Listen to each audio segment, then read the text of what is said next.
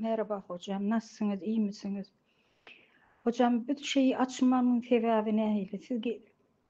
Ben bugün okudum, dün okudum, şu yadıma da düşen oktinin mesajını okudum. Siz o kadar ödüllünüz ki birine, yani eğittim, kocası için ben bugün öklemedim.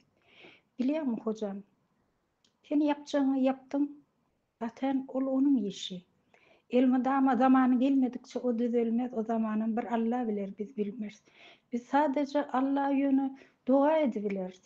Yani bu arkadaşımın yolunu görmene yardım etti. Başka birden yapabilecek zatımız yok. Sen elinden geleni yaptın. Çünkü ben onu başkasından görmeden men ona şahit oldum. Men hem iç sögüş bilen sögüştüm, hem sallırgılar bilen sögüştüm. Her sapar size telefon açamda giyeceğin yarım olsa bana döndünüz, yardım ettiniz. Men size çok minnettarım. Yani haçanla siz şeyle ödülüğünüzü de men çok ödülüyorum gerçekten. Yani herkesin baktığını bizi düzetebilmez ki. Ona ait, onun geçecek yolu. Sen ona edebilen ettin, kalan iş ona almış şimdi. Onun için üzülmeyeceksin. Ben esası bu ne için hemen geçenlerde ben doktora gittim. O tayda bir bayanı gördüm.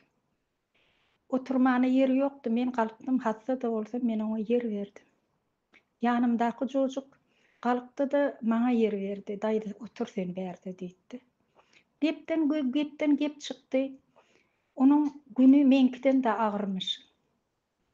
Men yanımda elmedama senin bir kitabını da götürýän. Howa gözüm gören o kataraktly bolan daşyny sypalap dile edýän ýöne. O bile kabul bolýar.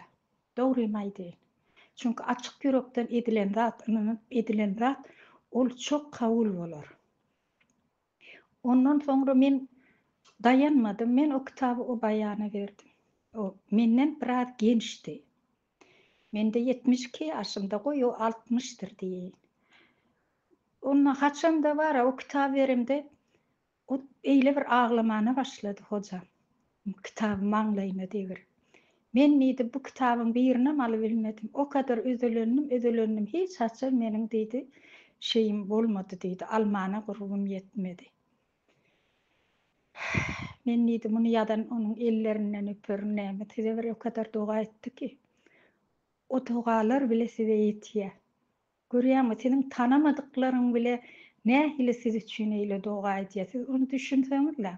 Siz ol zaman diýäňiz, men boş çalışýan, boş däl.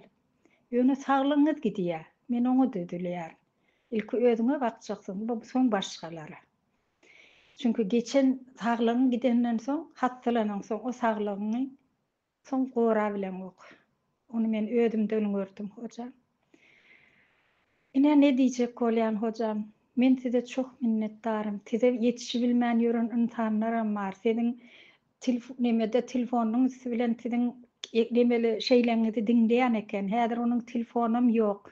Men diýdim telefon nomeryňyzy beriň, soň bir-birimiz bilen konuşuruz diýsem, "Wah, meniň telefonum da ýok da, her şey elimden alındy" diýdi.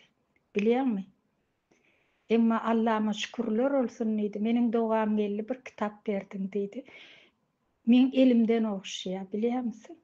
Size bir o kadar dua edýär ki, onu ýazanna, bu şey akyl berenine, bu zatlar üçin, adam üçin, ýani siz bilen taatlarça size dua etdi gözüniň ýaşy bilen. O dua bile size yetýär. Ol arkadaşım entäk her kimiň bir karma diýen şey bardyr. Aňyrdan gelip bu dünýäge gelemizde bir zat üçin näme bilen Allah bizi yaratýar. Belki entäk onuň çekjek kendi ýollary bardyr, geçjek ýollary. Allah olary golaýlyk bilen geçmäne oňa ýardym etsin diýip dilerdim.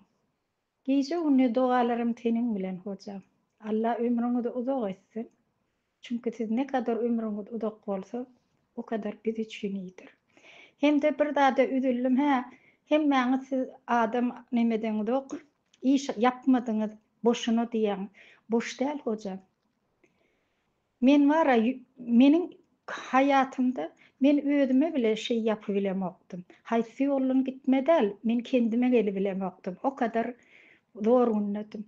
Emma şu wagt wara, 4 aýagym bolsam doktoruma gelýän zat edýän kendi başyma, men oňa da gelebilemokdym.